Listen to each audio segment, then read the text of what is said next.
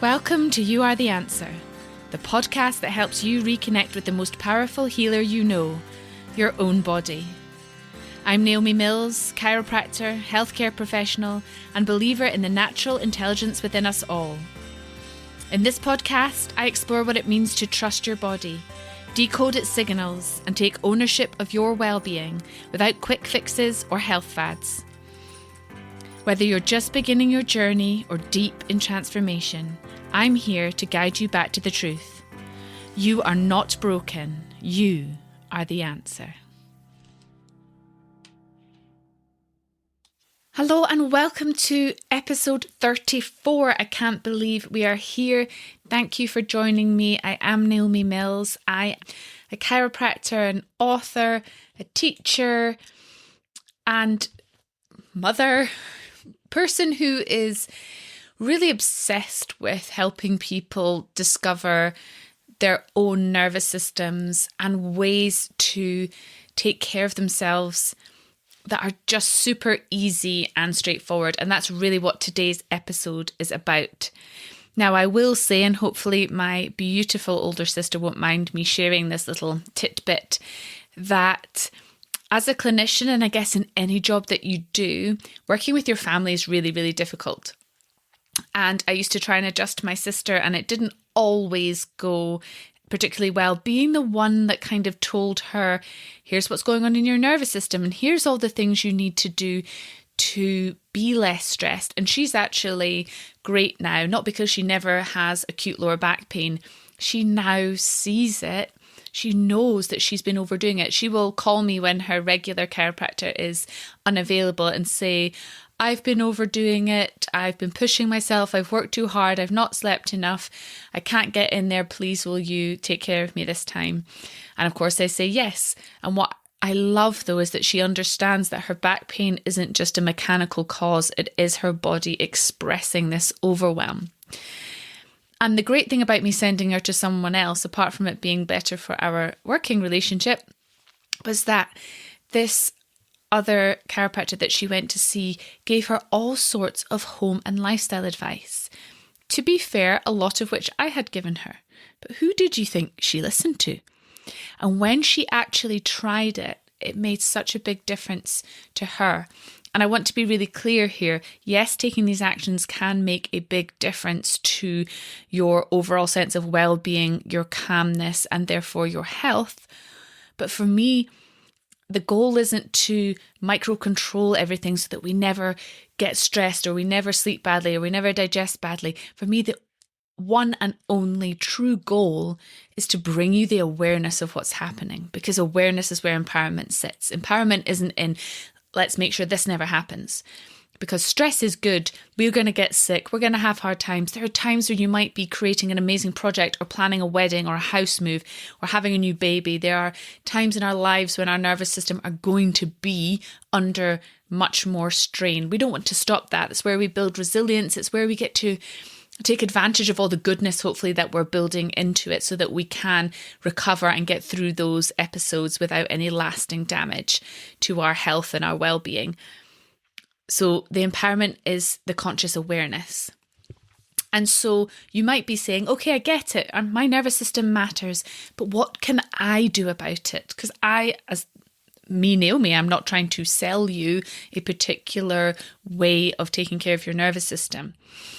So I'm going to talk to you about environment, because actually that can make a huge difference, both for better and for worse. And it's something that you probably do have the most control over.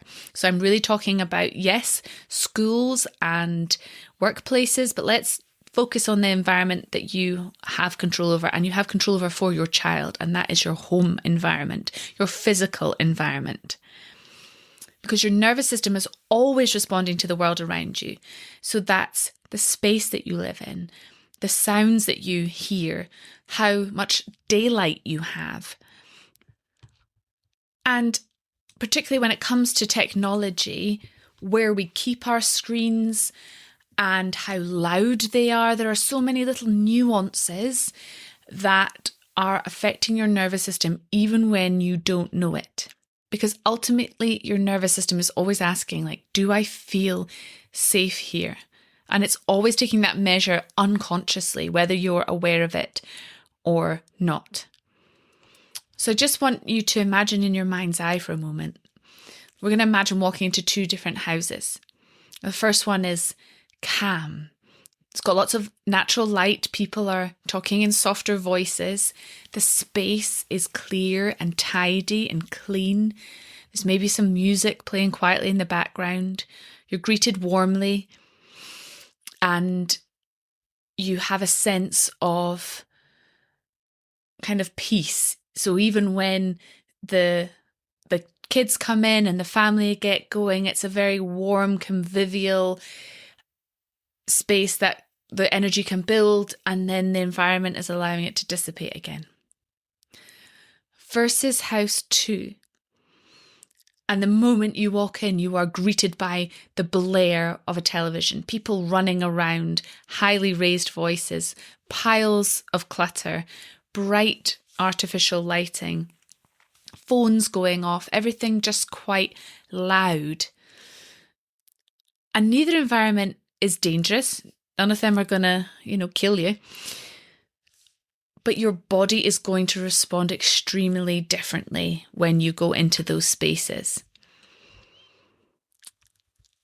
And so today's invitation is for you to think, alongside your teen especially, but to just taking out all of the judgment, because the reality is some days your life might be like house 1, or we all want to live in house 1. I don't live in house 1, but perhaps we live a lot more in house 2 because we ourselves are in overwhelm. We're busy. We haven't had time to do a deep clean for weeks. There are piles of things that need sorting out.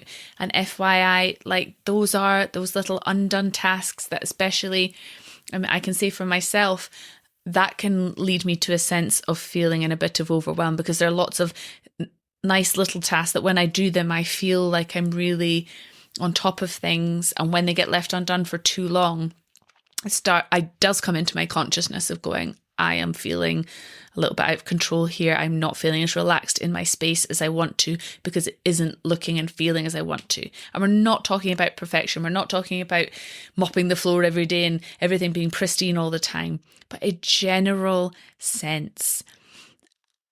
And when we think about the spaces that our young people are coming into, that we are living in, when it comes to environment, there's a lot we can offer around smell and relaxing smells. There's a whole world of colour therapy and what the colours on your wall, what they are bringing in terms of activation or regulation.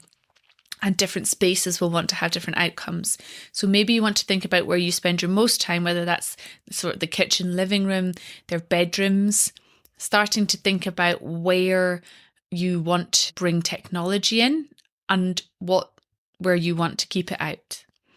And so when we think just about nervous system regulation and we kind of let go of that idea of what's right, wrong, bad, good, happening or not happening, what are some simple things you can do? So I talked about my sister at the beginning. One of the things that she found really useful, and I find it's very useful in households, is turning everything down, the physical volume, turning the radio down, the speakers down, the television down. And what that does, that quieter level, is it also brings our nervous systems down. It also means that we have to be slightly more quiet so that we can hear it. Lighting is also another great way that you can help manipulate your environment to help your nervous system to be in that safe, calm, eased space. So you might want bright, clear lights in the kitchen because people are cooking, you're doing homework. That might be your hub of activity. That's where you need to be able to see. But maybe in places like the lounge or especially bedrooms, we allow softer lighting to be there. And that is always then signaling to our nervous system, this is a wind down space. And it's why I would really advocate not having any television screens or computers in our sleep spaces. And that's because we want to be really clear with our bodies and our subconscious and our nervous system as a whole, what those spaces are for. So when we bring really stimulating things into our sleep spaces, that is giving the opposite signal. And of course, you will have to work around your own values, your own compromises, and your own workarounds for that. And so it's not black and white. I have some great families who will, obviously, you've got some older children that want to have certain technology in their rooms, but then it can be switched off and taken away at a certain time. We are great advocates in our house of, if we're sitting down to watch a film, or we're doing something as a family, our daughter will collect up our phones and she'll put them in another room. So when she does that, I actually do notice in my body, it's easier for me to focus. Because on a subconscious level, I'm now not being distracted, even if I'm not looking at it. It's not even in my awareness anymore. So it's coming back to this level of awareness. And before I say any more, I would really like you to think now, when you walk into your house normally, what are the first signs and signals you're getting? I encourage you the next time you physically do this to become really aware. What's the smell that hits you? What's the kind of feeling or the emotion of the sense of busyness or calm? Do you have places for everything to go and you're able to make some time to have a tidy, have a clean so that it feels like a less cluttered space? What temperature are you keeping your house at? Because you want to keep it at a nice ambient temperature, not too warm where you're switching us into, like the nervous system goes into almost shut down. Do you want to think about the noise levels of your machines? Even for me, I have 2 budgies and a very barky dog who I love dearly, but there are times, I also know when I'm feeling a bit stressed because I actually find it grating rather than joyful. So that can be a really nice signal how your environment is affecting you. And some days it's good and some days it's not good, and it's all because you've changed, they haven't changed. But then where can I find spaces where I don't hear them? And there are days, because they often come into my adjusting space with me, if I really want a peaceful, quiet shift for myself and for my clients, I won't take them in there. So it's actually what is going on in your environment at home that might be bringing your nervous system into a higher state of stress than you want. Because your system doesn't consciously think, oh no, there's laundry on that chair and it's not been done, it's not been put away. It's a lot more subtle. It's actually your environment almost whispering, there's more to do, you've got more to remember, you've not done this yet, there's some unfinished business here. And eventually those kind of little whispers becomes your background stress. When you've got lots of input happening. So if you're going from one room and there's a radio going, and maybe then your podcasts are in, there's a conversation in another room. That's a very common thing for a lot of us. You put the TV on or you put something on your phone when you're putting the laundry away. But our nervous systems evolved to have natural pauses. So one of the things I do in my home environment now that I didn't used to do was just go and do some tasks with no noise. Take nothing with me. Don't chat to someone while I do it. Don't put something on to listen to while I do it. I just allow myself to be in silence as I make the lunch or doing something in the bedroom or cleaning something in the bathroom, whatever it is, but actually doing it in silence. And that's not emptiness, that's allowing some regulation to happen. And a lot of us will actually feel uncomfortable initially in silence because we're not used to it. So if I could give you my top 5 practical takeaways for creating a better environment for your nervous system at home, it would be this. Removing screens from your bedroom, number 1, because this is your biggest kind of bang for your buck thing that you can do. If possible, even taking away mobile phones as alarms and getting old-fashioned alarms. we've done that as well. And setting yourself screen-free time before bed, everybody in the household. The second thing I would do would be to reduce your background noise.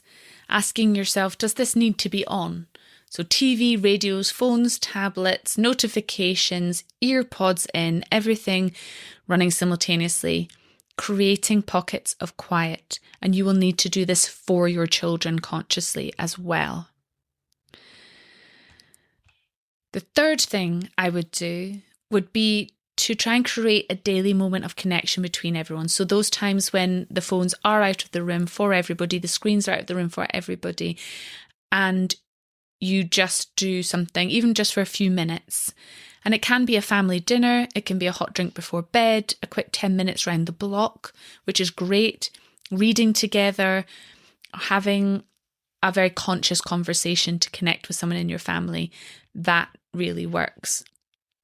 And number 4 is actually something I didn't go into in this episode because it was more about assessing the environment and maybe things to take away. But something really important you can add in is more nature. It's one of the simplest ways to regulate our nervous systems that we have available. Bringing some plants into the house, some greenery, using more natural materials than artificial materials. All of those things help us feel more connected to the outside, and we are just simply wired to unwind when we do that. And then the 5th thing that I would encourage you to do would be to create yourself a calm space. You might not be able to get the whole house clean, clutter-free, quiet, etc., soft and cozy, all the things that make us feel safe and warm. So create a corner, something that you and anyone else in your family can use, which is peaceful, which is clutter-free, which is soft and warm and inviting and quiet. That's where you want blankets, books, colouring. If you're going to have sound, it's calming music, it's soft lighting. It might be where you choose to journal or meditate. Just a space that is a regulation space that anybody in the family can visit at any time. So even before you try and change your behaviour or do any of these 5 steps, I just invite you to become more aware over the next few days of your environment and all those elements within your household and see where you can make some really simple, effective changes. And I would love to hear how you get on.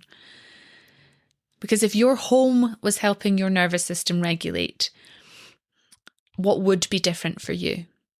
More quiet, more routine, more connection, more nature, fewer screens, a slower way of starting your morning, a shared meal, a calm corner or space that you can go to. These are all wonderful ways that you can really give yourself a big shift without having to do a lot of internal effort. So go forth. I feel like I could talk on and all around this subject for much, much longer, but that's more than enough for us to get started. And good luck and enjoy your new space. Thank you for joining me on You Are the Answer. If today's episode sparked something in you, share it with someone you care about and leave a review to help others find their way back to their body too. For more tools, inspiration and resources to support your journey, head to www.youaretheanswer.co.uk. And until next time, stay connected, stay curious, and remember, you are the answer, and you always have been.